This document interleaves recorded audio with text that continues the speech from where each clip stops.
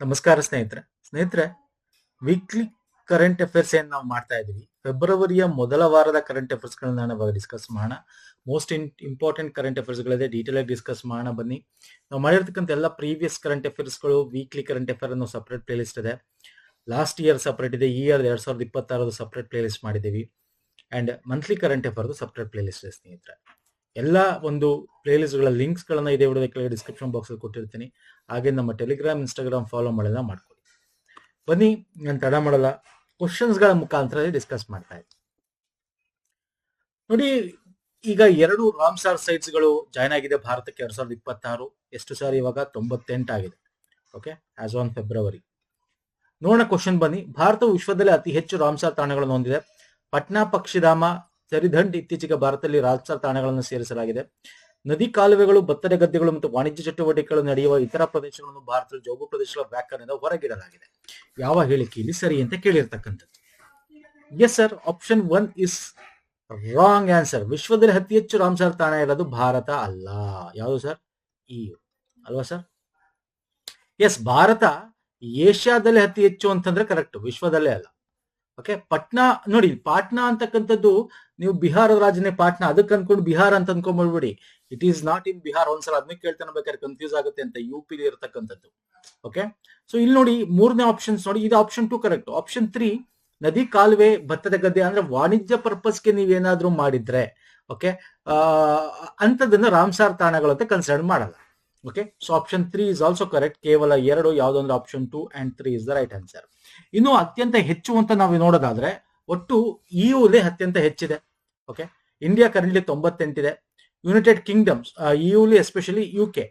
Okay, UK ಅತ್ಯಂತ ಹೆಚ್ಚು ನಾವು ನೋಡ್ಬೋದು, 170 ರಾಷ್ಟ್ರ ಅಂತ ತಗೊಂಡಾಗ. ಓಕೆ, UK ನಾವು ನೋಡ್ಬೋದು. ಇನ್ನು ರಾಮ್ಸಾರ್ ಅಂದ ತಕ್ಷಣ ರಾಮ್ಸಾರ್ ಕನ್ವೆನ್ಷನ್ 1971 ನಿಮ್ಗೆ ಗೊತ್ತಿರಬೇಕು. 1975 ಇಂದ ಇಂಪ್ಯಾಕ್ಟ್ ಆಗುತ್ತೆ, ಅದು ಅಂದ್ರೆ ಎನ್ಫೋರ್ಸ್ಡ್ ಆಗುತ್ತೆ. ವೆಟ್ಲ್ಯಾಂಡ್ ಇಂಟರ್ನ್ಯಾಷನಲ್ ಇಂಪಾರ್ಟೆನ್ಸ್ ಇರತಕ್ಕಂಥದ್ದು. Okay, as per the rules of wetland 2017 ಪ್ರಕಾರ ಯಾವುದೇ ಆದ ರೀತಿ ಪ್ಯಾಡಿ ಫೀಲ್ಡ್, ಚಾನೆಲ್ಸ್, ರಿವರ್ ಚಾನೆಲ್ಸ್ಗಳು ಅಂತದ್ದು ರಾಮ್ಸಾರ್ ಆಕ್ಟಿವಿಟಿ ಅಂತ ಕನ್ಸಿಡರ್ ಮಾಡಲ್ಲ. ಇನ್ನು ಎವ್ರಿ ಇಯರ್ ಇದು ಗೊತ್ತಿರಬೇಕು ಪಾಯಿಂಟ್, 2 ಫೆಬ್ರವರಿನ ವರ್ಲ್ಡ್ ವೆಟ್ಲ್ಯಾಂಡ್ ಡೇ ಆಗಿ ಸೆಲೆಬ್ರೇಟ್ ಮಾಡ್ತೀವಿ. ಇನ್ನು ನಾವು ಈ 2 ಪಕ್ಷಿಧಾಮ ಏನಪ್ಪಾ ಅಷ್ಟು ಸ್ಪೆಷಲ್ ಅಂತ ನೋಡೋದಾದ್ರೆ, ಪಾಟ್ನಾ ಪಕ್ಷಿಧಾಮಕ್ಕೆ ಬಂದ್ಬಿಟ್ರೆ ನೀವು, ಓಕೆ, ಇದು ಸರೋವರ ಪರಿಸರ ವ್ಯವಸ್ಥೆ ಹೊಂದಿರತಕ್ಕಂಥ ಜೋಗು ಪ್ರದೇಶ. ಬೇಸಿಗೆಯಲ್ಲಿ ಸರೋವರ ನೀರಿನ ಹಸಿಯಂತ್ ಮತ್ತು ಪೊಟಮೊಟಮ್ ಜಾತಿಗಳಂತ ಮ್ಯಾಕ್ರೋಫೈಟಿಕ್ ಸಸ್ಯಗಳು ಅದರಲ್ಲಿ ಸರೋವರದಲ್ಲಿ ಬೆಳೀತಕ್ಕಂಥದ್ದು. ಓಕೆ, ಹಾಗೆ ಜೈವ ವೈವಿಧ್ಯತೆ ಇದೆ. ಫೈಡ್ ಮೈನಾಗಳು, ಹೆರ್ನಾಗ್ಗಳು. ಓಕೆ, ಅಂದ್ರೆ ವಲಸೆ ಪಕ್ಷಿಗಳು ಕೂಡ ಇಲ್ಲಿ ನೋಡಬಹುದು. ನಿವಾಸಿ ಪಕ್ಷಿಗಳು ಸ್ಥಳೀಯವಾಗಿ ಮತ್ತೆ ವಲಸೆ ಪಕ್ಷಿಗಳು, ಜಲಚರ ಪ್ರಾಣಿಗಳನ್ನು ಇಲ್ಲಿ ನೋಡಬಹುದು. ಹಂಗಾಗಿ ಇವೆಲ್ಲ ಒಂದು ಒತ್ತು ಕೊಟ್ಟು ಸಂರಕ್ಷಣೆ ಮಾಡಕ್ಕೋಸ್ಕರ ಇದನ್ನ ನಾವು ರಾಮ್ಸಾರ್ ಸೈಟ್ ಆಗಿ ಮಾಡಿದ್ವಿ. ಓಕೆ, ಉತ್ತರ ಪ್ರದೇಶದಲ್ಲಿರ್ತಕ್ಕಂಥ ಪಕ್ಷಿಧಾಮ. ಇನ್ನು ಚರಿದಂಡ್ ಅಂತಕ್ಕಂಥದ್ದು ವೆರಿ ಇಂಪಾರ್ಟೆಂಟ್. ಗುಜರಾತ್ ಅಲ್ಲಿ ನಾವು ನೋಡ್ತೀವಿ. ಕಚ್ನ ರಾನ್ ಶುಷ್ಕ ಬನ್ನಿ ಹುಲ್ಲುಗಾವಲು ಮತ್ತು ಜೌಗು ಉಪ್ಪು ನೀರಿನ ನಡುವೆ ಬರುತ್ತೆ. ಓಕೆ, ಕಚ್ ನಮ್ಮ ರನ್ ಆಫ್ ಕಚ್ ಅಂತ ಏನ್ ಕರಿತೀವಿ ಸರ್. ಓಕೆ, ಈ ಒಂದು ಪ್ರದೇಶ ಏನಿದೆ, ಸೊ ಇಲ್ಲಿ ನಾವು ಅದನ್ನ ನೋಡಬಹುದು. ಈ ಹತ್ರ ಅಂದ್ರೆ ಇಲ್ಲಿ ಒಂದು ನಿಮಗೆ ಜೋಗು ಉಪ್ಪು ನೀರಿನ ಕಾಲುವೆ ನೋಡ್ತೀವಿ. ಕಚ್ನ ರಾನ್ನ ಶುಷ್ಕ ಬನ್ನಿ ಹುಲ್ಲುಗಾವಲಿದೆ. ಅಲ್ಲಿ ನಾವು ಯಾಕಂದ್ರೆ ವಲಸೆ ಪಕ್ಷಿಗಳು ಕೂಡ ಅಲ್ಲಿ ಆಕರ್ಷಣವಾಗ್ತವೆ. ಬೇರೆ ಬೇರೆ ರೀತಿಯ ಜೈವವೈವಿಧ್ಯ ನೋಡ್ತೀವಿ. ಪ್ರತಿ ವರ್ಷ ಮಳೆಗಾಲ, ಚಳಿಗಾಲದಲ್ಲಿ ವಲಸೆ ಪಕ್ಷಿಗಳನ್ನು ನೋಡಬಹುದು ನಾವು. ಡಾಲ್ಮೇಷಿಯನ್ ಪೆಲಿಕಾನ್, ಓರಿಯೆಂಟಲ್ ಡಾಟರ್, ಕಪ್ಪು ಕತ್ತಿನ ಕೊಕ್ಕರೆ, ಚಿಂಕಾರ, ತೋಳಗಳು, ಕ್ಯಾರಿಕಲ್, ಮರುಭೂಮಿ ಬೆಕ್ಕುಗಳು, ಇವೆಲ್ಲ ನಾವು ಅಲ್ಲಿ ನೋಡ್ತೀವಿ ಸ್ನೇಹಿತರೆ. ಓಕೆ, ನೆಕ್ಸ್ಟ್ ಬರ್ತೇವೆ. This is very important. Bharat ಮತ್ತೆ EU ನಿಮ್ಗೆ ಗೊತ್ತಿದೆ, ಆಫ್ಟರ್ ಇಂಡಿಪೆಂಡೆನ್ಸ್ ಆದ್ಮೇಲೆ ಡಿಸ್ಕಸ್ ಮಾಡಿ ಒಂದು ಟ್ರೇಡ್ ಡೀಲ್ಗೆ ಬರ್ತಾರೆ ಭಾರತ ಮತ್ತು ಯುರೋಪಿಯನ್ ಯೂನಿಯನ್. ಇದಕ್ಕೆ ಸಂಬಂಧಪಟ್ಟಂತೆ ನೋಡೋದಾದ್ರೆ, ಭಾರತ ಯುರೋಪಿಯನ್ ಯೂನಿಯನ್ ಒಕ್ಕೂಟ ಒಟ್ಟಾಗಿ ಜಾಗತಿಕ GDP 25% ಹೊಂದಿದೆ. ಓಕೆ, ಭಾರತ ಮತ್ತೆ ಯುರೋಪಿಯನ್ ಯೂನಿಯನ್ ಅಂತ ಕಂಪ್ಲೀಟ್ ತಗೊಂಡು ಯುರೋಪಿಯನ್ ಕಂಟ್ರೀಸ್ ಏನಿದೆ, ಯುರೋಪಿಯನ್ ಅಂತ ಏನ್ ಕರಿತೀವಿ, 25% GDP ಹೊಂದಿದೆ. EU ಭಾರತದೊಂದಿಗೆ ಮುಕ್ತ ವ್ಯಾಪಾರ ಒಪ್ಪಂದ ಹೊಂದಿರೋ 22 ದೇಶವಾಯಿತು. ಈ ಕೆಳಗಿನಲ್ಲಿ ಯಾವ ಹೇಳಿಕೆ ಸರಿ ಅಂದ್ರೆ 2 ಹೇಳಿಕೆಗಳು ಕೂಡ ಸರಿ ಸ್ನೇಹಿತರೆ. 16ನೇ ಒಂದು ಭಾರತ EU ಶೃಂಗಸಭೆ ನಡೆಯುತ್ತೆ ಆಫ್ಟರ್ ಇಂಡಿಪೆಂಡೆನ್ಸ್ ಡೇ. ಗೆಸ್ಟ್ ಆಗಿ ಬಂದಿರತಕ್ಕಂಥ EU ಕಮಿಷನರ್ ಮತ್ತೆ ಅವರ ಒಂದು ಕೌನ್ಸಿಲ್ನ ಪ್ರೆಸಿಡೆಂಟ್ ಏನಾಗಿರುತ್ತೆ. ಸೊ ಭಾರತ ಮತ್ತೆ EU ನಡುವೆ ಫ್ರೀ ಟ್ರೇಡ್ FTA ಮಾಡ್ಕೋತಾರೆ. ಓಕೆ, ದಿಸ್ ವೆರಿ ಇಂಪಾರ್ಟೆಂಟ್ ಆಗುತ್ತೆ. ಇದು 22ನೇದು ಅಂತ ಯಾಕೆ ಹೇಳ್ತೀವಿ ಅಂದ್ರೆ ಭಾರತ ಇಚ್ಛೆಗೆ ತುಂಬಾ ಮಾಡ್ಕೊಂಡಿದೆ. ಇಂಡಿಯಾ ಮಾರಿಷಸ್ ಆಗಿರ್ಬೋದು, ಇಂಡಿಯಾ UAE ಆಗಿರ್ಬೋದು, ಇಂಡಿಯಾ ಆಸ್ಟ್ರೇಲಿಯಾ ಇವೆಲ್ಲ ಸುದ್ದಿಯಲ್ಲಿ ಇರ್ತಕ್ಕಂಥದ್ದು. ಸೊ ಹಾಗಾಗಿ ಈ ತರ ತುಂಬಾ ನೋಡೋದು ಇದು 22ನೇ ಒಂದು ಫ್ರೀ ಟ್ರೇಡ್ ಅಗ್ರಿಮೆಂಟ್ ಅಂತ ಹೇಳ್ಬೋದು. ಯಾಕಂದ್ರೆ ಎರಡು ದೊಡ್ಡದಾದ EU ಅಂದ ತಕ್ಷಣ ನಿಮಗೆ ಕಂಪ್ಲೀಟ್ ಅದು ಯುರೋಪ್ ಅಂತಕ್ಕಂಥದ್ದು ಒಂದು ಖಂಡ ಆಗ್ಬಿಡುತ್ತೆ. ಭಾರತ ಅಲ್ಲಿನ ರಾಷ್ಟ್ರಗಳು ಒಟ್ಟು 27, EU ಎಷ್ಟು ಬರುತ್ತೆ ಸರ್? 27 ರಾಷ್ಟ್ರಗಳು. ಸೊ ಈ complete council of European council ನ 27 ರಾಷ್ಟ್ರಗಳು ಒಟ್ಟಿಗೆ ಇರತಕ್ಕಂಥ ಮತ್ತು ಭಾರತ ನಡುವೆ ಫ್ರೀ ಟ್ರೇಡ್ ಅಗ್ರಿಮೆಂಟ್ ಆಗಿರ್ತಕ್ಕಂಥದ್ದು. ಪ್ರಪಂಚ ಎರಡು ದೊಡ್ಡ ಪ್ರಜಾಪ್ರಭುತ್ವದ ಶಕ್ತಿಗಳ ನಡುವೆ ಜೋಡಣೆ ಆಗಿರೋ ಪಾಲುದಾರಿಕೆ ಆಗಿರ್ತಕ್ಕಂಥದ್ದು. ಜಾಗತಿಕವಾಗಿ ಡಬಲ್ ಎಂಜಿನ್ ಆಗಿ ಇದು ಕಾರ್ಯನಿರ್ವಹಿಸುತ್ತದೆ. ಮಾರುಕಟ್ಟೆ ಆರ್ಥಿಕತೆ ಮುಕ್ತ ಜಾಗತಿಕ ಸ್ಥಿರತೆಗೆ ಹಂಚಿಕೆಗೆ ಇದು ಬದ್ಧವಾಗಿರುತ್ತದೆ. ಇನ್ನು ನಾವು ಇದ್ರ ಬಗ್ಗೆ ನಾವು ನೋಡೋದಾದ್ರೆ ವೆರಿ ಇಂಪಾರ್ಟೆಂಟ್ ಏನು ಅಂತಂದ್ರೆ GDP ಬಗ್ಗೆ ನಾನು ಹೇಳಿದೆ ನಿಮಗೆ. 25% ಎರಡೂ ಸೇರಿದ್ರೆ ಆಗುತ್ತೆ ವರ್ಲ್ಡ್ ಅಲ್ಲಿ. ಓಕೆ, ಮತ್ತೆ ಇದು 22nd FTA ಪಾರ್ಟ್ನರ್. ಇನ್ನು ಇಲ್ಲಿ ಪ್ರಮುಖವಾಗಿ ಯಾವ ಕ್ಷೇತ್ರಗಳಂತ ನೋಡೋದಾದ್ರೆ ನಾವು ಅಪಾಯಕಾರಿ ಸರಬರಾಜು ಸರಪಣಿಗಳು. ಅಪಾಯಕಾರಿ ಅಂತಂದ್ರೆ ವೆರಿ ಇಂಪಾರ್ಟೆಂಟ್ EV ಬ್ಯಾಟರಿಗಳು, ಸೆಮಿಕಂಡಕ್ಟರ್ಸ್ ಈ ತರದಕ್ಕೆ ಒತ್ತಿ ಕೊಡ್ತಾ ಇದ್ದಾರೆ. ಮತ್ತೆ ತಂತ್ರಜ್ಞಾನಗಳ ಟ್ರಾನ್ಸ್ಫರ್, ರಕ್ಷಣೆ, ಬಾಹ್ಯಾಕಾಶ, ದೂರ ಸಂಪರ್ಕ, ಆರ್ಟಿಫಿಷಿಯಲ್ ಇಂಟೆಲಿಜೆನ್ಸ್ ಮತ್ತೆ ಸಣ್ಣ ಮಾಡ್ಯೂಲರ್ ರಿಯಾಕ್ಟರ್ ಮೇಲೂ ಕೂಡ ಈ ಒಂದು ಒಪ್ಪಂದಗಳು ಸಣ್ಣ ಮಾಡ್ಯೂಲ್ದು. ಓಕೆ, ಇದು ಕೂಡ ತುಂಬಾ ಇಂಪಾರ್ಟೆಂಟ್ ಆಗುತ್ತೆ. ಇದು ಬಿಟ್ಟು ಇನ್ನೇನೇನು ಅಂತ ನೋಡೋದಾದ್ರೆ ಯಾಕೆ ಇದನ್ನು ಮದರ್ ಆಫ್ ಆಲ್ ಡೀಲ್ಸ್ ಅಂತ ಕರಿತೀವಿ ಅಂತ ನೋಡೋದಾದ್ರೆ ನಾನು ಆಲ್ರೆಡಿ ಹೇಳಿದೆ 25% ಆಫ್ ಗ್ಲೋಬಲ್ GDP ಇದೆ. ಇಂಡಿಯಾ ಪ್ಲಸ್ EU ಸೇರಿದ್ರೆ 1.9 ಬಿಲಿಯನ್ ಪೀಪಲ್ ಇರಲ್ಲಿ ಸೇರಿದ್ರೆ ಬೈಲ್ಯಾಟ್ರಲ್ ಟ್ರೇಡ್ ಅಗ್ರಿಮೆಂಟ್ ಅಲ್ಲಿ FTA ಅಲ್ಲಿ ಇಬ್ಬರದು ಭಾರತ ಮತ್ತು EU ಅಂತ ಕನ್ಸಿಡರ್ ಮಾಡಿದಾಗ combine share of global trade 11 to 12% ಇದ್ರಲ್ಲಿ ಆಗುತ್ತೆ. ಹಾಗಾಗಿ ಮದರ್ ಆಫ್ ಆಲ್ ಡೀಲ್ಸ್ ಅಂತ ಕರೀತಾರೆ. ಅಂಡ್ ಇಲ್ಲಿ ಪ್ರಮುಖವಾಗಿ ನೋಡೋದಾದ್ರೆ which EU goods are getting import duty reduction ಅಂತ ನೋಡೋದಾದ್ರೆ ನಾವು EU ಇಂದ ಏನ್ ತಗೋತೀವಿ ನಮ್ಮಲ್ಲೂ ಕೂಡ ರಿಡಕ್ಷನ್ ಮಾಡ್ತೀವಿ. ಅಂದ್ರೆ ವೈನ್ ಆಗಿರ್ಬೋದು, ಸ್ಪಿರಿಟ್ ಟಾರಿಫ್ಸ್ ಆಗಿರ್ಬೋದು, ಮೆಷಿನರಿ, ಕೆಮಿಕಲ್ಸ್, ಎಲೆಕ್ಟ್ರಿಕಲ್, ಸ್ಟೀಲ್ ಸಂಬಂಧಪಟ್ಟಂತೆ. ಮತ್ತೆ ನಾವು ಎಕ್ಸ್ಪೋರ್ಟ್ ಮಾಡೋದ್ರಲ್ಲಿ ನೋಡೋದಾದ್ರೆ 96.6 ಟಾರಿಫ್ಸ್ ಕಟ್ ಆಗ್ತಾ ಇದೆ. Exports may double in 6 years ಆಗುತ್ತೆ. 4 billion duty savings from EU firms ಗೆ ಆಗುತ್ತೆ. EU exports to India. And ಯಾವ ಗೂಡ್ಸ್ ವಿಲ್ ಬೆನಿಫಿಟ್ಸ್ ಅಂತ ನೋಡೋದಾದ್ರೆ ಅಗ್ರಿಕಲ್ಚರ್, ಪ್ರೋಸೆಸ್ಡ್ ಫುಡ್ ನಾವೇನು ಇಲ್ಲಿಂದ ಎಕ್ಸ್ಪೋರ್ಟ್ ಮಾಡ್ತೀವಿ, ಟೀ, ಕಾಫಿ, ಸ್ಪೈಸಸ್, ಓಕೆ, ಮಸಾಲಾ ಪದಾರ್ಥ ಅಂತ ಏನ್ ಕರಿತೀವಿ, ಫ್ರೂಟ್ಸ್ ಅಂಡ್ ವೆಜಿಟೇಬಲ್ಸ್ಗೆ ಇದು ತುಂಬಾ ಇರ್ತಕ್ಕಂಥ. ಇದರಲ್ಲಿ ಸೋಯಾಬೀನ್, ಬೀಫ್, ಶುಗರ್ ಇದನ್ನ ಎಕ್ಸ್ಕ್ಲೂಡ್ ಮಾಡಿದ್ದಾರೆ ಈ ಒಂದು ಟ್ರೇಡ್ ಡೀಲ್ ಇಂದ. ಓಕೆ, ಹಾಗಾಗಿ ಇದನ್ನ mother of all trade deal ಅಂತ ಕರಿತೀವಿ. ಸೊ ಕೇಳ್ಬೋದು exam mother of all trade deal ಅಂತ ಯಾಕೆ ಕರಿತೀವಿ ಅಂದ್ರೆ this is because of this point. Okay, ಇದನ್ನ ನೆನ್ಪಿಟ್ಕೊಂಡ್ವಿ. ಅರ್ಥ ಆಗ್ತಿದೆಯಲ್ಲ ಸ್ನೇಹಿತರೆ? ನೆಕ್ಸ್ಟ್ ಬರ್ತದೆ. ಈ ಕೆಳಗಿನ ರಾಜ್ಯಗಳನ್ನು ಪರಿಗಣಿಸಿ ಒಡಿಶಾ, ಕೇರಳ, ಆಂಧ್ರ, ತಮಿಳುನಾಡು. ಓಕೆ, 2026-27 ಕೇಂದ್ರ ಬಜೆಟ್ ಘೋಷಿಸಿದ ಅಪರೂಪದ ಭೂಮಿಗಳ corridor. Okay, rare earth corridor. Rare earth ಮೆಟಲ್ಗಳನ್ನ ನಾವು ಈ ಕೋಸ್ಟಲ್ ಏರಿಯಾಗಳಲ್ಲಿ ನಾವು ಮಾಡಬೇಕು ಅಂತ ಏನು ಅನ್ಕೊಂಡಿದೀವಿ. ಒಡಿಶಾ, ಕೇರಳ, ಆಂಧ್ರ, ತಮಿಳುನಾಡು ಎಲ್ಲ ಆಪ್ಷನ್ಸ್ ಕೂಡ ಕರೆಕ್ಟ್. ಯಾಕೆಂತಂದ್ರೆ ಈ ಕಾರಿಡಾರ್ಗಳನ್ನ ನೋಡಿ, ಇದನ್ನ ನಾನು ಬಜೆಟ್ಗೆ ಸಂಬಂಧಪಟ್ಟಂತೆ ಒಂದೆರಡು ಕ್ವಶನ್ ತಗೊಂಡಿದ್ದೀನಿ ಅಷ್ಟೇ. ನಾವು ಬಜೆಟ್ ವಿಡಿಯೋದಲ್ಲಿ ಕವರ್ ಮಾಡಿದೀವಿ ಮತ್ತೆ MCQ ಕವರ್ ಮಾಡ್ತೀವಿ. ಹಂಗಾಗಿ ಅಲ್ಲಿನ ಒಂದು ಇದನ್ನ ನಾನು ಇಲ್ಲಿ ಜಾಸ್ತಿ ತಗೊಂಡಿಲ್ಲ, ಒಂದೆರಡು ತಗೊಂಡಿದ್ದೀನಿ. ಇಲ್ಲಿ ನಾನು ಒಂದಷ್ಟು ಪಾಯಿಂಟ್ ಕೂಡ ಕೊಟ್ಬಿಟ್ಟಿದ್ದೀನಿ. ರೇರ್ ಅರ್ತ್ ಕಾರಿಡಾರ್ ನಾವು ಎಲ್ಲಿ ಮಾಡಬೇಕು ಅನ್ಕೊಂಡಿರೋದು ಅಂತಂದ್ರೆ ಒಡಿಶಾ, ಕೇರಳ, ಆಂಧ್ರ ಪ್ರದೇಶ, ತಮಿಳುನಾಡು. ಓಕೆ, ಇದನ್ನ ಎಕ್ಸಾಮ್ ಅಲ್ಲಿ ಕೇಳಬಹುದು. Okay, rare earth corridor research development ಆಗಿರೋದು, ಮೈನಿಂಗ್ ಆಗಿರ್ಬೋದು. ಓಕೆ, ವೆರಿ ಇಂಪಾರ್ಟೆಂಟ್ ಇದು. ಮತ್ತೆ Bharat international big cat alliance ನ ಗ್ಲೋಬಲ್ ಒಂದು ಸಬ್ಮಿಟ್ ಮಾಡ್ತಾ ಇದೆ ಈ year. Okay, this is also very important environmental perspective ಇಂದ. ಇನ್ನು ಅದು ಬಿಟ್ರೆ ಇನ್ ಟೂರಿಸಂಗೆ ಸಂಬಂಧಪಟ್ಟಂತೆ ಟರ್ಟಲ್ ಟ್ರಯಲ್ಸ್, ಓಕೆ, ಆಮೇಲೆ ನಾವು ಇದು ಏನೋ ಬರ್ಡ್ ವಾಚಿಂಗ್ ಟ್ರಯಲ್ಸ್ ಅಂತೆಲ್ಲ ನಾವು ಮಾಡ್ತಾ ಇದೀವಿ. ಸೊ ಇದು ಕೂಡ ಗೊತ್ತಿರಬೇಕು, ವೆರಿ ಇಂಪಾರ್ಟೆಂಟ್. ಪುಲಿಕೆ ಮತ್ತೆ ಲೇಕ್ಗಳನ್ನ ವ್ಯೂಗಳು ಕೂಡ ಬಯೋಡೈವರ್ಸಿಟಿನ ಹೆಚ್ಚಿಗೆ ಮಾಡ್ತಕ್ಕಂಥದಕ್ಕೆ ಸಂಬಂಧಪಟ್ಟಂತೆ ಇಲ್ಲಿ ನೋಡಿ special emphasis to be laid on special turtle trail ಅಂದ್ರೆ ಆದಿಗಳು, ಅಂದ್ರೆ ಆಮೆ ಆದಿಗಳು ಎಲ್ಲಿ Odisha, Karnataka, Kerala. Okay, new bird watching ಇಲ್ಲಿ ಪುಲಿಕ್ಯಾಟ್ ಲೇಕ್. ಅರ್ಥ ಆಗ್ತಿದೆಯಲ್ಲ? ಸೊ ಇವೆಲ್ಲ ನಾವು ಬಜೆಟ್ ಅಲ್ಲಿ ಜಾಸ್ತಿ ಕವರ್ ಮಾಡಿದೀವಿ. ಸುಮ್ಮನೆ ನಾನು ಇಲ್ಲಿ ಎಕ್ಸ್ಟ್ರಾ ನಿಮಗೆ ಪಾಯಿಂಟ್ಸ್ ಗಳನ್ನ ಇಲ್ಲಿ ಕೊಡ್ತಾ ಇದೀನಿ, ನೋಡ್ಕೊಳ್ಳಿ ಸ್ನೇಹಿತರೆ. Next, this is very important, most important. Last year exam ಗಳಲ್ಲೂ ಬಂದಿತ್ತು ಇದು, ಮತ್ತೆ ಬಜೆಟ್ ಅಲ್ಲೂ ತುಂಬಾ ಇದನ್ನ ಸ್ಪೆಸಿಫಿಕ್ ಮಾಡಿದ್ದಾನೆ. ಕಿತ್ತಳೆ ಆರ್ಥಿಕತೆ, ಆರೆಂಜ್ ಎಕಾನಮಿ ಅಂತ ಕರಿತೀವಿ. AVGC ಸ್ಕಿಲ್ಸ್ ಬಗ್ಗೆ ಮಾತಾಡ್ತಾರೆ. ವಾಟ್ ಇಸ್ AVGC ಹೇಳ್ತೀರಾ? ಫುಲ್ ಫಾರ್ಮ್ ಹೇಳಿ ನೋಡೋಣ. ಅನಿಮೇಷನ್, ವಿಜುವಲ್ ಎಫೆಕ್ಟ್, ಗೇಮಿಂಗ್ ಹೇಳ್ತೀರಾ? ಫಟಾಫಟ್ ಸಿ ಅಂದ್ರೆ ಕಮೆಂಟ್ ಮಾಡಿ, ಫಟಾಫಟ್ ಕಮೆಂಟ್ ಮಾಡಿ. ಸಿ ಅಂದ್ರೆ ಸ್ನೇಹಿತರೆ ಕಮೆಂಟ್ ಮಾಡಿ. ಕಿತ್ತಳೆ ಆರ್ಥಿಕತೆ ವೆರಿ ಇಂಪಾರ್ಟೆಂಟ್. ಬೇರೆ ಬೇರೆ ಆರ್ಥಿಕತೆ ಬರುತ್ತೆ, ಕಿತ್ತಳೆ ಆರ್ಥಿಕತೆ ಯಾಕೆ? ಸಿ, ಕಿತ್ತಳೆ ಆರ್ಥಿಕತೆ ಅಂತಕ್ಕಂಥದ್ದು ಇಲ್ಲಿ ಆಪ್ಷನ್ಸ್ ಕರೆಕ್ಟ್ ಆಗಿರೋದ್ರ ಬಗ್ಗೆ ಮಾತಾಡ್ತೀನಿ ನಾನು. ಅಲ್ಲಿ ಕಲೆ, ಸಂಸ್ಕೃತಿ, ವಿನ್ಯಾಸ, ಸಂಗೀತ, ಚಲನಚಿತ್ರ, ನಾವೀನ್ಯತೆ ಆಧಾರಿತ ಸಾಂಸ್ಕೃತಿಕ ಸೇವೆಗಳಂತ ಸೃಜನಶೀಲ, ವೆರಿ ಇಂಪಾರ್ಟೆಂಟ್ ಕೈಗಾರಿಕೆಗಳನ್ನ ನಡೆಸಲ್ಪಡುವ ಆರ್ಥಿಕತೆ. ಸೊ ಇದ್ರ ಬಗ್ಗೆ ಎಕ್ಸಾಮ್ ಅಲ್ಲಿ ಕೇಳುವಂತ ಚಾನ್ಸಸ್ ಇರುತ್ತೆ. ಹಂಗಾಗಿ this is very important. So ಕಿತ್ತಳೆ ಆರ್ಥಿಕತೆ ಅಂದ ತಕ್ಷಣ ನಾವು ಮಾಡ್ತಕ್ಕಂಥದ್ದು ಏನು ಅಂತಂದ್ರೆ, the orange economy refers to economy activity based on creative. ನೀವೇನ್ ಕ್ರಿಯೇಟಿವ್ ಸಾಂಸ್ಕೃತಿಕವಾಗಿ ಅಂದ್ರೆ, ಈಗ ಫಾರ್ ಎಕ್ಸಾಂಪಲ್ ನೀವು ನೋಡೋದಾದ್ರೆ ಮ್ಯೂಸಿಕ್ ಸಂಬಂಧಪಟ್ಟಂತೆ, ಈಗ ನೀವು ಒಂದು ಯಾವ್ದೋ ಒಂದು ಕ್ರಿಯೇಟಿವ್ ಆಗಿ ಏನೋ ಒಂದು ಮ್ಯೂಸಿಕ್ ಮಾಡ್ತೀರಾ ಇಟ್ಕೊಂಡು, ಓಕೆ, ಯಾವ್ದಾದ್ರು ಒಂದು ಇದು ತಗೊಂಡು, ಅಥವಾ ನೀವೊಂದು ಶಾರ್ಟ್ ಫಿಲಮ್ ಮಾಡ್ತೀರಾ ಅಂತ ಇಟ್ಕೊಳ್ಳಿ, ಏನಾದ್ರು ಡಿಸೈನಿಂಗ್ ಮಾಡ್ತೀರಾ, ಅಡ್ವರ್ಟೈಸಿಂಗ್ ಕ್ರಿಯೇಟಿವಿಟಿಯಿಂದ ಮಾಡ್ತೀರಾ, ಡಿಜಿಟಲ್ ಕಂಟೆಂಟ್ ಅಂತ ಏನ್ ಕರಿತೀವಲ್ವಾ ಅಂತದ್ದು, ಕಲ್ಚರಲ್ ಟೂರಿಸಂ ಬಗ್ಗೆ ಇದೆಲ್ಲ ಏನಿದೆ ಕಂಟೆಂಟ್ ಕ್ರಿಯೇಷನ್ಸ್ಗಳು ಅಂತ ಏನ್ ಕರಿತೀವಿ, ಅವ್ರದೇ ಆದ ಕಂಟೆಂಟ್ ಕ್ರಿಯೇಷನ್ಸ್ಗಳು ಕ್ರಿಯೇಟಿವಿಟಿಯಿಂದ ಮಾಡ್ತಕ್ಕಂಥದ್ದು. ಸೊ ಇಂಟೆಲೆಕ್ಚುಯಲ್ ಪ್ರಾಪರ್ಟಿ ಅಂತ ಏನ್ ಕರಿತೀವಿ. ಸೊ ಇವನ್ನೆಲ್ಲ ಒಂದು ಫೀಲ್ಡ್ ಗಳನ್ನ ತಗೊಂಡು ನಾವು ಏನಂತ ಕರಿತೀವಿ ಸರ್, ಇದು ಮುಂದೆ ಒಳ್ಳೆ ಎಕಾನಮಿ ಆಗುತ್ತೆ, ಡೆವಲಪಿಂಗ್ ಎಕಾನಮಿ ಅಂತ ಕರಿತಾರೆ, ಆರೆಂಜ್ ಎಕಾನಮಿ ಅಂತ ಕರಿತೀವಿ. ಸೊ ಈ ಕಿತ್ತಳೆ ಆರ್ಥಿಕತೆ ಆರೆಂಜ್ ಎಕಾನಮಿ ಅಂತ ಮೊದಲು ಬಳಸಿದ್ದು ಯಾರು ನೋಡಿ, ಈ ಸುದ್ದಿಯಲ್ಲಿ ಇದೆ ಅಂತ ತಕ್ಷಣ ನಿಮ್ಗೆ ಇದನ್ನೇ ಕೇಳಬೇಕು ಅಂತಿಲ್ಲ. ಫಸ್ಟ್ ಟೈಮ್ ಯಾರು ಬಳಸಿದ್ರು ಅಂತ ಕೇಳಬಹುದು. ಕೊಲಂಬಿಯಾದ ಮಾಜಿ ಅಧ್ಯಕ್ಷ ಇವಾಗ್ ಡ್ಯೂಕ್ ಮಾರ್ಕ್ವೆಸ್ ಮತ್ತು ಮಾಜಿ ಸಂಸ್ಕೃತಿ ಸಚಿವ ಫಿಲಿಪ್ ಬ್ಯೂಟ್ರಾಗ್ರೋ ಅವ್ರಿಗೆ ಸಲ್ಲುತ್ತೆ. 2013ರಲ್ಲಿ the orange economy and infinite opportunity ಅಂತ ಪುಸ್ತಕ ಕೂಡ ಬರುತ್ತಲ್ಲ, ಅಲ್ಲೂ ಕೂಡ ಆರೆಂಜ್ ಎಕಾನಮಿಗೆ ಸಂಬಂಧಪಟ್ಟಂತೆ ಚಟುವಟಿಕೆಗಳ ಗುಂಪುಗಳನ್ನ ಅವರು ರಚನೆ ಮಾಡ್ತಾ ಹೋಗ್ತಾರೆ.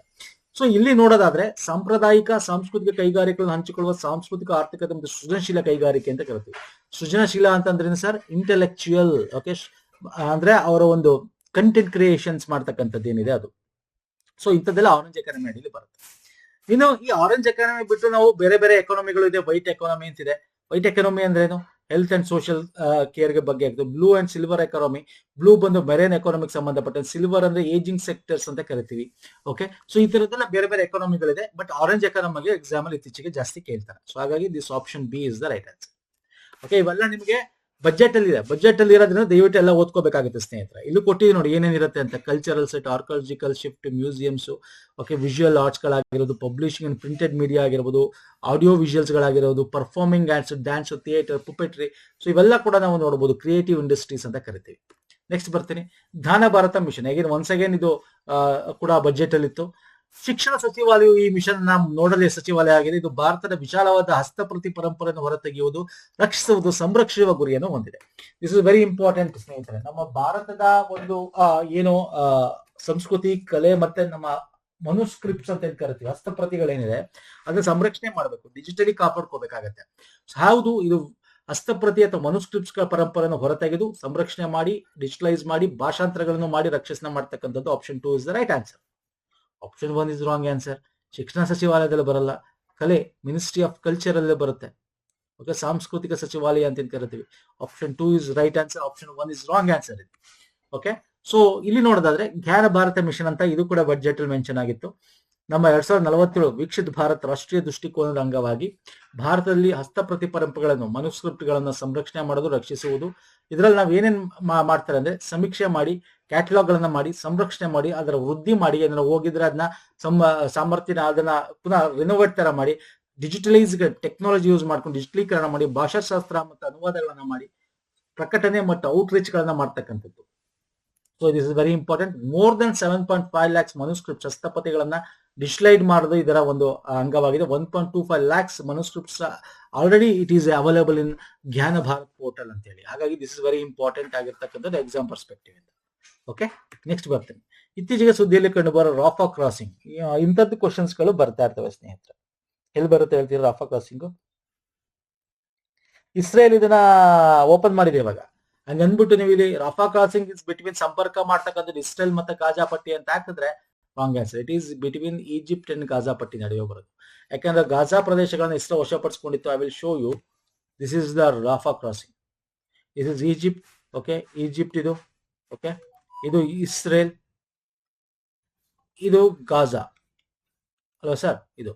ಸೊ ಇಲ್ಲಿ ಇದನ್ನೆಲ್ಲ ಏನು ಬಿಟ್ವೀನ್ ಈಜಿಪ್ಟ್ ಅಂಡ್ ರಾಫಾ ಇಲ್ಲಿ ಕಂಪ್ಲೀಟ್ ಬಂದ್ ಮಾಡಿತ್ತು. ಗಾಜಾನ ಏನೋ ಇಲ್ಲಿನ ಒಂದು ಇಸ್ರೇಲ್ ನಡುವೆ ಏನಾಗಿತ್ತು ಲಾಸ್ಟ್ 2 years ಇಂದ, ಆಲ್ಮೋಸ್ಟ್ 2 years ಇಂದ ಕೂಡ ಇದನ್ನ ಬಂದ್ ಮಾಡಿತ್ತು. ಮೊದಲು ಓಪನ್ ಇತ್ತಿದ್ದು.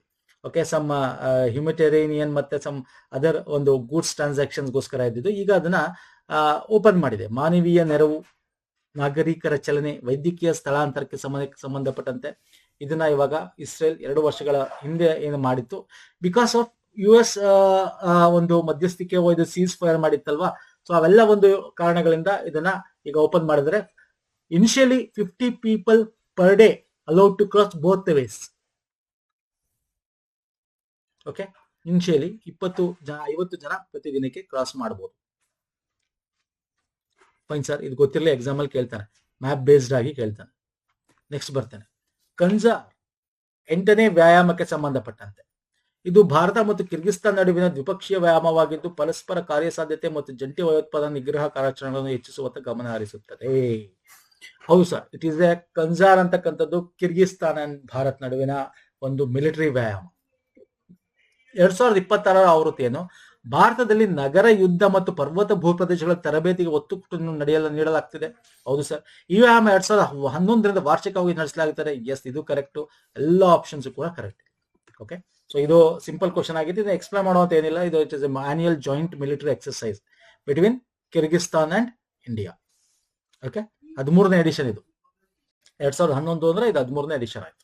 ನೆಕ್ಸ್ಟ್ ಬರ್ತೀನಿ, ಇತ್ತೀಚೆಗೆ ಸುದ್ದಿಯಲ್ಲಿ ಕಂಡಿರುವ ನಿಯೋಫೈಟ್ ಐಡಿ ಎಂಬ ಪದ ಯಾವುದು? ಇತ್ತೀಚೆಗೆ ಸುದ್ದಿಯಲ್ಲಿ ಇದೆಯಾ, ನೀವು ಹೇಳ್ತೀರಾ? ಇದು ಕೇರಳದಲ್ಲಿ ಲಾಂಚ್ ಮಾಡಿರತಕ್ಕಂತ ಒಂದು ಆಪ್ ಬೇಸ್ಡ್ ಒಂದು ರೀತಿ ಟೆಕ್ನಾಲಜಿ ಅಂತ ಹೇಳಬಹುದು. ಆಕ್ರಮಣಕಾರಿ ಪ್ರಭೇದಗಳನ್ನು ಪತ್ತೆ ಹಚ್ಚುವ ಅಪ್ಲಿಕೇಶನ್, ಇನ್ವೆಸಿವ್ ಪೀಸಿಸ್ ಅಂತ ಕರಿತೀವಿ. ಇನ್ವೆಸಿವ್ ಅಂದ್ರೆ ಆಕ್ರಮಣಕಾರಿಯಿಂದ ಹೊರಗದಿಂದ ಬಂದಿರತಕ್ಕಂತ ಪ್ಲಾಂಟ್ ಗಳನ್ನ ನಾವು ಕೇರಳದಲ್ಲಿ ಈ ನಿಯೋಫೈಟ್ ಐಡಿ ಮುಖಾಂತರ ಲಾಂಚ್ ಮಾಡಿದ್ದಾರೆ. ಇದು AI ಪವರ್ಡ್, ಇದು artificial intelligence powered mobile application design to help user friendly, ಯಾರು ಬೇಕಾದ್ರೂ ಕೂಡ. ಓಕೆ, ಇದರಿಂದ ನಾವು ಎಲ್ಲೆಲ್ಲಿ ನಿಮ್ಗೆ ಗೊತ್ತಿದೆ, ಕೇರಳದಲ್ಲಿ ತುಂಬಾ ನಾವು ಹೆಚ್ಚಾಗಿ ಮರಗಿಡಗಳು ನೋಡಬಹುದು, ಬಟಾನಿಕಲ್ ಗಾರ್ಡನ್ಸ್ಗಳು, ಸಣ್ಣ ಪುಟ್ಟ ರಿಸರ್ಚ್ ಡೆವಲಪ್ಮೆಂಟ್ ಗಳನ್ನ. ಅಲ್ಲಿ ಏನಾಗುತ್ತೆ ಅಂತಂದ್ರೆ, ಈಗ ಹೊರದೇಶದಿಂದ ಬಂದಿದ್ದು ಯಾವುದು, ಓಕೆ, ಕಂಪ್ಲೀಟ್ ಡೀಟೇಲ್ ಇವನ್ ಪ್ರತಿಯೊಬ್ಬರಿಗೂ ಕೂಡ ತಿಳಿಬೇಕು ಅಂತಕ್ಕಂಥದ್ದು. ಇದು ಯೋಲೋ 11 ಮೆಷಿನ್ ಲರ್ನಿಂಗ್ ಮಾಡೆಲ್ ಮೇಲೆ ಕ್ರಿಯೇಟ್ ಮಾಡಿದ್ದಾರೆ.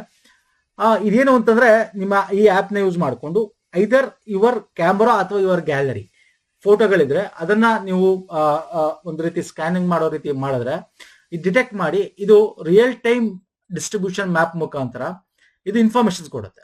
ಅಂದ್ರೆ ಇಟ್ ಈಸ್ ಬೇಸಿಕಲಿ ಲೋಕಲ್ ಕಮ್ಯುನಿಟಿದ ಅಥವಾ ಬೇರೆ ಕಡೆಯಿಂದ ಇನ್ವೆಸಿವ್ ಆಗಿ ಬಂದಿರತಕ್ಕಂಥದ್ದ ಇದರ ಏನು ಅಂತಕ್ಕಂಥ ಡೀಟೇಲ್ ಕೊಡುತ್ತೆ. So it is a English and Malayalam language ಅಲ್ಲಿ ಲಭ್ಯ ಇರತಕ್ಕಂಥದ್ದು. Citizen friendly app which enables local community, student and ecologist to collectively monitor, report and manage the spread of invasive plants threatening native flora and ecosystem. ಅಂದ್ರೆ ಇದರಲ್ಲಿ ಒಂದಷ್ಟು normal ಆಗಿರುತ್ತೆ, ಇನ್ನು ಮತ್ತೆ ಒಂದಷ್ಟು ನಮ್ಮ ಪರಿಸರ ವ್ಯವಸ್ಥೆ ಹಾಳು ಮಾಡ್ತಕ್ಕಂತ ಕಳೆ ಅಂತೀವಲ್ಲ, ಆ ತರ ಒಂದು ಹೊರಗಡೆಯಿಂದ ಬಂದಿರತಕ್ಕಂತ ಪ್ಲಾಂಟ್ಸ್ ಗಳು ಕೂಡ ಇರ್ತವೆ. ಹೆಂಗ್ ಬರುತ್ತೆ, ಮೊದಲೆಲ್ಲ ಬೇರೆ ಬೇರೆ ಬ್ರಿಟಿಷರ ಕಾಲದ ಒಂದಷ್ಟು ತಂದು ಹಾಕಿದ್ರು, ಇವಾಗ ಅಲ್ಲಿನ ಡೆಕೋರೇಟಿವ್ಗಳು ಬೇರೆ ಕಡೆಯಿಂದ, ಇವಾಗ ಬೇರೆ ಬೇರೆ ಹಕ್ಷಿಗಳ ಪ್ರಭೇದಗಳು ವಲಸೆ ಬರ್ತವೆ, ಅವುಗಳಿಂದ ಕೂಡ ಬರ್ತಕ್ಕಂಥದ್ದು. ಹಾಗಾಗಿ ದಿಸ್ ಇಸ್ ವೆರಿ ಇಂಪಾರ್ಟೆಂಟ್ ಆಗಿರುತ್ತೆ. ಸುದ್ದಿಯಲ್ಲಿತ್ತು, ಕೇಳಬಹುದು ಎಕ್ಸಾಮ್ ಅಲ್ಲಿ, ಯಾಕಂದ್ರೆ ಎನ್ವೈರನ್ಮೆಂಟ್ ರಿಲೇಟೆಡ್ ಅಲ್ವಾ, ಇಂಥದ್ದು ಕೇಳ್ತಾನೆ. ನೆಕ್ಸ್ಟ್, ಭಾರತದಲ್ಲಿ ಮುಟ್ಟಿನ ನೈರ್ಮಲ್ಯವನ್ನು ಮೂಲಭೂತ ಹಕ್ಕಾಗಿ ಗುರುತಿಸಲು ಈ ಕೆಳಗಿನ ಯಾವುದು ಕಾನೂನು ಮತ್ತು ಸಾಮಾನ್ಯಿಕ ಆಧಾರವಾಗಿ ಒದಗಿಸುತ್ತದೆ? ಮೆನ್ಸ್ಟ್ರಿಯಲ್ ಹೆಲ್ತ್ ಇಸ್ ಎ ಏನೋ ನಾವು ಲೈಫ್ ನಮ್ಮ ಫಂಡಮೆಂಟಲ್ ಇದರ ಅಡಿಯಲ್ಲಿ ಬರುತ್ತೆ. ಓಕೆ, ಸೊ ಹಾಗಾಗಿ this is very important. So ಇದು 21ನೇ ಆರ್ಟಿಕಲ್ ತುಂಬಾ ಇಂಪಾರ್ಟೆಂಟ್, ಅಡಿಯಲ್ಲಿ ಕೂಡ ಗುರುತಿಸಲಾಗಿದೆ, 14 ಅಡಿಯಲ್ಲಿ ಕೂಡ ಗುರುತಿಸಲಾಗಿದೆ. ಮತ್ತೆ ರೈಟ್ ಟು ಎಜುಕೇಶನ್ ನಮ್ದು ಏನಿದೆ ಆ ಒಂದು ಕಾಯ್ದೆಯ ಅಡಿಯಲ್ಲೂ ಕೂಡ 21A ಅಡಿಯಲ್ಲಿ ಕೂಡ ಇದನ್ನ ಗುರುತಿಸಲಾಗಿದೆ. ಸುಪ್ರೀಂ ಕೋರ್ಟ್ ಇದ್ರ ಬಗ್ಗೆ ಒಂದು ಇದು ಕೊಡ್ತಕ್ಕಂಥದ್ದು. ಹಾಗೆ ಇಲ್ಲಿ ಎಲ್ಲಾ ಆಪ್ಷನ್ಸ್ ಕೂಡ ಕರೆಕ್ಟ್ ಸ್ನೇಹಿತರೆ. ಎಕ್ಸಾಮ್ ಅಲ್ಲಿ ಕೇಳ್ತಾನೆ ಇಂಥದ್ದು ಸಂವಿಧಾನದ್ದು. Supreme court of India recognise ಮಾಡಿದೆ ಮೆನ್ಸ್ಟ್ರಿಯಲ್ ಹೈಜೀನ್ ಅಂತಕ್ಕಂಥದ್ದು. Okay, menstrual hygiene is a fundamental right. Okay, ಅಥವಾ menstrual hygiene right to life ಅಡಿಯಲ್ಲಿ ಬರ್ತಕ್ಕಂಥದ್ದು. ಒಂದ್ಸಲ ನಿಮಗೆ ಬರೀ ಆರ್ಟಿಕಲ್ 21 ಕೊಡ್ತಾನೆ, ಕರೆಕ್ಟ್ ಸರ್. ಆರ್ಟಿಕಲ್ 14 ಕೂಡ ಕರೆಕ್ಟ್. ಯಾಕೆ 14 ಕರೆಕ್ಟ್ ಆಗುತ್ತೆ? ಇದು ಹೇಳುತ್ತೆ, it aims to ensure dignified, equal and uninterrupted access to education for girl student ಅಂತ. ನೋಡಿ, ವೆರಿ ಇಂಪಾರ್ಟೆಂಟ್. ಈ ಮೂರು ಒಂದು ಪದಗಳಿದೆಯಲ್ಲ, ಓಕೆ, ಈಕ್ವಲ್ ಅಂದ್ರೆ ಈಕ್ವಾಲಿಟಿ ಬಿಫೋರ್ ದ ಲಾ. 14ನೇದು ನಾನು ಇಲ್ಲಿ ಕನ್ನಡದಲ್ಲಿ ಕೊಟ್ಟಿದ್ದೀನಿ, ಕಾನೂನು ಮುಂದೆ ಸಮಾನತೆ. ಓಕೆ, ಈ ಒಂದು ಬೇಸಿಸ್ ಮೇಲೆ ಅವ್ರಿಗೆ ಚಿಕಿತ್ಸೆಗಾಗಿರ್ಬೋದು ಅಥವಾ ಅಲೋ ಮಾಡೋದಾಗಿರ್ಬೋದು, ರಿಸ್ಟ್ರಿಕ್ಷನ್ ಮಾಡದೇ ಇರ್ಬೋದು. ಸೊ ಈ ತರ ಎಲ್ಲ ಮಾಡಂಗಿಲ್ಲ. Okay, so menstrual hygiene also very important. And ಹಂಗಾದ ತಕ್ಷಣ ಅವ್ರದ್ದು ಇದು ಮಾಡೋದು. ಸೊ ಹಾಗಾಗಿ 14ನೇ ಅಡಿ ಕೂಡ ನಮ್ಗೆ ಆರ್ಟಿಕಲ್ ಅಡಿಯಲ್ಲೂ ಕೂಡ ಸುಪ್ರೀಂ ಕೋರ್ಟ್ ಇಂದ ಸ್ಪೆಸಿಫೈ ಮಾಡುತ್ತೆ. ಓಕೆ, ಇನ್ನೊಂದು ಆರ್ಟಿಕಲ್ 21 ವೆರಿ ಇಂಪಾರ್ಟೆಂಟ್, ಇದು ಮೋಸ್ಟ್ ಇಂಪಾರ್ಟೆಂಟ್ ಆಗಿರ್ತಕ್ಕಂಥ article. Right to life and dignity with dignity ಅಂತ ಕರಿತೀವಿ. ಓಕೆ, ಏನದು ಘನತೆಯಿಂದ ಜೀವನ ಅಂತಕ್ಕಂಥದ್ದು. ಇಲ್ಲೂ ಕೂಡ menstrual hygiene is a integral dignity ಅಂತ. ಓಕೆ, ಅಂದ್ರೆ ನೈರ್ಮಲ್ಯವನ್ನ ಕಾಪಾಡ್ಕೋಬೇಕು, ದೈಹಿಕ ಸ್ವಾಯತ್ತತೆ ಇರಬೇಕು ಅವ್ರಿಗೆ, ಅದು ದೈಹಿಕ ಸ್ವಾಯತ್ತ ಮತ್ತೆ ಗೌಪ್ಯವಾಗಿ ಇಟ್ಕೋಬೇಕು, privacy. So right to life and dignity. So ಅಡಿಯಲ್ಲೂ ಕೂಡ ಇದನ್ನ ಗುರುತು ಮಾಡಿದ್ದಾರೆ. ಮತ್ತೆ ರೈಟ್ ಟು ಎಜುಕೇಶನ್. ಓಕೆ, ಅಂದ್ರೆ ಇಲ್ಲಿ ರೈಟ್ ಟು ಎಜುಕೇಶನ್ ಅಲ್ಲಿ ಏನ್ ಅವ್ರು ಸ್ಪೆಸಿಫೈ ಮಾಡಿದ್ರೆ ಅಂದ್ರೆ ಫ್ರೀ ಎಜುಕೇಶನ್ ಅಂತಕ್ಕಂಥದ್ದು ಏನಿದೆ, it is not just tuition fees ನ ನೀವು ಇದು ಮಾಡಬೇಕು ಅಂತಲ್ಲ ಇದ್ರಲ್ಲಿ ಅರ್ಥ. ಇಲ್ಲಿ ಅರ್ಥ ಫ್ರೀ ಎಜುಕೇಶನ್ ಅಂದ್ರೆ ಯಾರಿಗೆ ದುಡ್ಡು ಕೊಡಕ್ಕೆ ಆಗದೇ ಇಲ್ಲ ಒಂಚೂರುನು, ಓಕೆ, ಫೈನಾನ್ಷಿಯಲ್ ಬೆರಿಯರ್ ಇಂದ ಅವರು ಡ್ರಾಪ್ ಔಟ್ಸ್ ಆಗಿರ್ತಾರಲ್ಲ ಅವ್ರನ್ನ ಮುಂದಕ್ಕೆ ತರೋದು ಅಂತ ಅರ್ಥ ಅಂತ ಸುಪ್ರೀಂ ಕೋರ್ಟ್ ಅದನ್ನ ಡೀಟೇಲ್ ಆಗಿ ಹೇಳುತ್ತೆ. This word free education is nothing but it is not tuition ಫೀನ ನೀವು ಮನ್ನಾ ಮಾಡಿ ಅಂತಲ್ಲ, ಒಂಚೂರುನು ಕೂಡ ಬರಕ್ ಆಗದೇನೆ ಡ್ರಾಪ್ ಔಟ್ ಆಗಿರ್ತಾರಲ್ಲ, ಒಂದು ಸ್ವಲ್ಪ ಟ್ಯೂಷನ್ ಫೀ ಬಿಟ್ಬಿಡಿ ಬೇರೆ ಫೀನು ಕಟ್ಟಕ್ ಆಗಲ್ಲ ಅಥವಾ ಒಂಚೂರು ಬಟ್ಟೆ ತಗೋಕ್ಕಾಗಲ್ಲ, ಬುಕ್ ತಗೊಳ್ಕಲ್ಲ ಅಂತವ್ರನ್ನು ಕೂಡ ಇನ್ಕ್ಲೂಡ್ ಮಾಡಬೇಕು. ದಟ್ ಈಸ್ ಫ್ರೀ ಎಜುಕೇಶನ್ ಅಂತಕ್ಕಂಥದ್ದು ಇದೆಯಲ್ಲ, that it includes all this type of people, this type of student, this type of boys and girls ಅಂತ ಹೇಳ್ತಕ್ಕಂಥದ್ದು. ಸೊ ಹಾಗಾಗಿ ಈ ಮೂರನ್ನು ಅಡಿಯಲ್ಲೂ ಕೂಡ ಫಂಡಮೆಂಟಲ್ ರೈಟ್ಸ್ ಅಂತ ಹೇಳಿ ಸುಪ್ರೀಂ ಕೋರ್ಟ್ ಗುರುತಿಸಿದೆ ಸ್ನೇಹಿತರೆ. ಸೊ ಎಕ್ಸಾಮ್ ಅಲ್ಲಿ ಕೇಳ್ತಾನೆ. So it implies removal of any financial bar that calls absenteeism or dropouts ಅಂತ ಹೇಳುತ್ತೆ ಇಂಗ್ಲಿಷ್ ಅಲ್ಲಿ. ಓಕೆ, ಇನ್ನು ಇದ್ರ ಬಗ್ಗೆ ನಾವು ಮಾತಾಡೋದಾದ್ರೆ ಒಂದಷ್ಟು ಡೈರೆಕ್ಷನ್ ಕೊಡುತ್ತೆ state in the sense here nation ಅಥವಾ ಗೌರ್ಮೆಂಟ್, ಸೆಂಟ್ರಲ್ ಗೌರ್ಮೆಂಟ್ ಆಗಿರ್ಬೋದು, ಸ್ಟೇಟ್ ಗೌರ್ಮೆಂಟ್ ಆಗಿರ್ಬೋದು, ನೀವು ಫ್ರೀ ಸ್ಯಾನಿಟರಿ ನ್ಯಾಪ್ಕಿನ್ಸ್ ಕೊಡಬೇಕು ಇದರ ಅಡಿಯಲ್ಲಿ. ಯಾಕಂದ್ರೆ ಫಂಡಮೆಂಟಲ್ ರೈಟ್ಸ್ ಅಡಿಯಲ್ಲಿ ತಂದ್ಮೇಲೆ ಇದನ್ನ ರೆಕಗ್ನೈಸ್ ಮಾಡಿದ್ಮೇಲೆ all governments and private school must provide sanitary napkins free of cost ಅಂತ ಹೇಳುತ್ತೆ. ಆಕ್ಸಿಯೋ ಬಯೋಡಿಗ್ರೇಡಬಲ್ ನ್ಯಾಪ್ಕಿನ್ಸ್ ಗಳನ್ನ ಕೊಡಬೇಕು ಅಂತ. ಓಕೆ, ಅಂದ್ರೆ ಡಿಗ್ರೇಡಬಲ್ ಆಗಬೇಕು, ಎನ್ವೈರನ್ಮೆಂಟ್ ಫ್ರೆಂಡ್ಲಿ ಇರಬೇಕು ಅದು ಅಂತ ಹೇಳುತ್ತೆ. ಇನ್ನು ಸೇಫ್ ಡಿಸ್ಪೋಸಲ್ಗೆ ಅವ್ರು ಹಾಕಕ್ಕೆ, ಡಿಸ್ಪೋಸ್ ಮಾಡಕ್ಕೆ ಕರೆಕ್ಟ್ ಆಗಿರ್ತಕ್ಕಂಥ ಕ್ಲೀನ್ಡ್ ಮತ್ತೆ ಕವರ್ಡ್ ಬಿನ್ಸ್ ಗಳನ್ನ ಕೊಡಬೇಕು. ಮತ್ತೆ ಫಂಕ್ಷನಲ್ ಟಾಯ್ಲೆಟ್ಸ್ ಇರಬೇಕು, ಅಂದ್ರೆ ಜೆಂಡರ್ ಸ್ಪೆಸಿಫಿಕ್. ಓಕೆ, ಅಲ್ಲಿ ಒಂದು ಫಂಕ್ಷನಲ್ ಅಂದ್ರೆ ಟಾಯ್ಲೆಟ್ ಅಲ್ಲಿ ವಾಟರ್ ಬರಬೇಕು, ಪ್ರೈವಸಿ ಇರಬೇಕು ಒಂದ್ ಕಡೆ, ಆದ್ರೆ ಬಾಯ್ಸ್ ಮತ್ತೆ ಗರ್ಲ್ಸ್ಗೆ ಸಪರೇಟ್ ಆಗಿರಬೇಕು ಅಂತಕ್ಕಂಥದ್ದು ಒಂದು ಇಲ್ಲಿ ಹೇಳ್ತಾರೆ ನೋಡಿ, ಅವೇರ್ನೆಸ್ ಅಂಡ್ ಟ್ರೈನಿಂಗ್ ಅಂತ. ಓಕೆ, ಇಲ್ಲೂ ಕೂಡ ಹೇಳ್ತಾರೆ. ಮತ್ತೆ NCERT SCERT ಗಳಲ್ಲಿ ಕರಿಕ್ಯುಲಮ್ ಅಂದ್ರೆ ನಿಮ್ಮ ಒಂದು ಪುಸ್ತಕಗಳಲ್ಲಿ ಈ ಒಂದು ಮೆನ್ಸ್ಟ್ರೇಷನ್ಸ್ ಬಗ್ಗೆ ಜೆಂಡರ್ ಸ್ಪೆಸಿಫಿಕ್ ಆಗಿ ಅದನ್ನ ಕ್ಲೀನ್ ಆಗಿ ಏನು ಎತ್ತ ಅನ್ನೋದು ಒಂಥರ ಎಜುಕೇಶನ್ಸ್ ಕೊಡಬೇಕು ಅನ್ನೋದು ಒಂದ್ ಕಡೆ. ಇನ್ನೊಂದ್ ಕಡೆ MHM ಕಾರ್ನರ್ಸ್ ಗಳನ್ನ ತೆಗಿಬೇಕು. What is MHM corners? Menstrual hygiene management corners ಅಂತ. ಅಂದ್ರೆ ಒಂದು ಸ್ಪೇರ್ ಇನ್ ಎಮರ್ಜೆನ್ಸಿ ಆ ಒಂದು ಪ್ರತಿಯೊಂದು ಇದರಲ್ಲೂ ಕೂಡ spare inner wear, spare uniform, spare disposable bags ಈ ತರದೆಲ್ಲ ಒಂದು ಕಾರ್ನರ್ ಅಲ್ಲಿ ಇಟ್ಟಿರಬೇಕು. ಎನಿ ಎಮರ್ಜೆನ್ಸಿ ಅವ್ರಿಗೆ ಏನಾದ್ರು ಬೇರೆ ರೀತಿ ಆದ್ರೆ ಅವಾಗ ಅದನ್ನು ಯೂಸ್ ಮಾಡ್ಕೋಬೇಕು ಅಂತ. ಸೊ ಇದನ್ನೆಲ್ಲ ಕೂಡ states should ensure it should be there in all government and private schools ಬಲ್ಲಿ ಮತ್ತೆ ಬೇರೆ ಬೇರೆ ಕಡೆ ಎಲ್ಲಾ ಕಡೆ ಇರಬೇಕು ಅನ್ನೋದನ್ನ ಇಲ್ಲಿ ಎನ್ಶೋರ್ ಮಾಡಕ್ಕೆ ಹೇಳುತ್ತೆ. ಸೊ ಹಾಗಾಗಿ ದಿಸ್ ಇಸ್ ವೆರಿ ಇಂಪಾರ್ಟೆಂಟ್ ಸ್ನೇಹಿತರೆ. ಎಕ್ಸಾಮ್ ಅಲ್ಲಿ ಮೋಸ್ಟ್ ಎಕ್ಸ್ಪೆಕ್ಟೆಡ್ ಕ್ವಶನ್. ಆರ್ಟಿಕಲ್ ತಿಳ್ಕೊಳ್ಳಿ ಏನ್ ಹೇಳುತ್ತೆ ಅಂತ, ಮತ್ತೆ ಏನೇನ್ ಪ್ರೊವೈಡ್ ಮಾಡಬೇಕು ಅಂತ ಸ್ಟೇಟ್ಗೆ ಸುಪ್ರೀಂ ಕೋರ್ಟ್ ಗೈಡ್ ಮಾಡಿದೆ, ಡೈರೆಕ್ಷನ್ಸ್ ಕೊಟ್ಟಿದೆ ಅಂತ ಕೂಡ ತಿಳ್ಕೊಳ್ಳಿ. ಓಕೆ, ಒಂದಷ್ಟು important 1 week current affairs discuss ಮಾಡಿದೀನಿ. ಸೊ ಓಕೆ, ನಮ್ಮ ಪ್ರೀವಿಯಸ್ ಬಂದು weekly current affairs separate playlist ಇದೆ, ನೋಡ್ಕೋಬಹುದು. Last year weekly separate playlist ಇದೆ, ಮಂತ್ಲಿ ಸಪರೇಟ್ ಪ್ಲೇ ಲಿಸ್ಟ್ ಇದೆ. ಎಲ್ಲ ಲಿಂಕ್ ಗಳನ್ನ ಇದೇ ವಿಡಿಯೋದ ಕೆಳಗೆ ಡಿಸ್ಕ್ರಿಪ್ಷನ್ ಬಾಕ್ಸ್ ಅಲ್ಲಿ ಕೊಡ್ತೀನಿ. ಅಂಡ್ ನಮ್ಮ ಒಂದು ಈ PDF ಏನಿದೆ ಎಲ್ಲ ಒಂದು ಕರೆಂಟ್ ಅಫೇರ್ಸ್ ನಮ್ಮ ಟೆಲಿಗ್ರಾಮ್ ಅಲ್ಲಿ ಶೇರ್ ಮಾಡ್ತೀವಿ. ಟೆಲಿಗ್ರಾಮ್, ಇನ್ಸ್ಟಾಗ್ರಾಮ್ ಫಾಲೋ ಮಾಡಿ ನಾವು ಮಾಡ್ಕೊಳ್ತೀನಿ. ಸೊ ಎನಿ ಡೌಟ್ ಕಮೆಂಟ್ ಅಲ್ಲಿ ಮಾಡಿ. ವಿಡಿಯೋ ಇಷ್ಟ ಆಗಿದೆ ಲೈಕ್ ಮಾಡಿ, ಶೇರ್ ಮಾಡಿ. ನೆಕ್ಸ್ಟ್ ವಿಡಿಯೋದಲ್ಲಿ ಇನ್ನೊಂದಷ್ಟು ನಿಮಗೆ ಕ್ವಶನ್ಸ್ ಗಳನ್ನ ತಗೊಂಡು ಇನ್ನೊಂದಷ್ಟು ಇನ್ಫಾರ್ಮೇಶನ್ ತಗೊಂಡು ಬರ್ತೇನೆ. ಇದೆಲ್ಲ ನಾವು ಡಿಸ್ಕಸ್ ಮಾಡೋದು 99% ಬರ್ತಕ್ಕಂಥದ್ದು ಮಾತ್ರ ಸ್ನೇಹಿತರೆ. So most important current affairs ನ ಡಿಸ್ಕಸ್ ಮಾಡೋದು. ನೆಕ್ಸ್ಟ್ ವಿಡಿಯೋದಲ್ಲಿ ಪುನಃ ಸಿಗ್ತೀನಿ. ನಮಸ್ಕಾರ, ಧನ್ಯವಾದಗಳು.